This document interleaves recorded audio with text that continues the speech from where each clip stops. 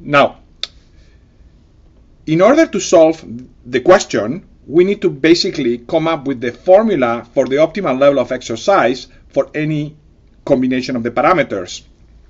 And this is done as follows. The problem is to maximize over a level of exercise greater or equal than 0 the benefit of exercise, which are given by a logarithm of e plus 1 minus the cost of exercise, which are given by w plus dE.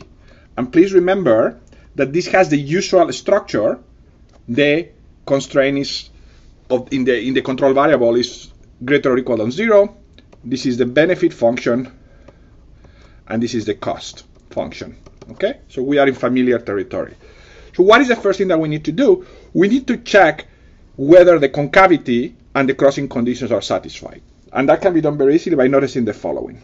B prima, the derivative of the benefit function, is equal to a divided over e plus 1, which is going to be greater than 0 for any e greater or equal than 0. B double prima is going to be equal to minus a over e plus 1 square, which is going to be less than 0 over the domain of interest. C prima is going to be equal to w plus d, which is greater than 0, and c double prima is going to be equal to 0. Furthermore, b prima at infinity is going to be equal to 0, and c prima at infinity is going to be equal to the same values. This is a constant, w plus d. What do we learn from this? From these two, we learn that the concavity conditions are satisfied. From this, we learn that the crossing conditions are satisfied. And that is very useful, because as we have seen, then we know that the solution to the problem is going to be unique, and it's going to be given by the first order conditions. Marginal benefit equals marginal cost, as long as the marginal benefit at 0 is greater than the marginal cost at 0 or equal. Okay? But notice one thing. The marginal benefit at 0 is just a, because it's a divided by 0 plus 1. The marginal cost at 0 is w plus d, and we have assumed that a is greater than w plus d.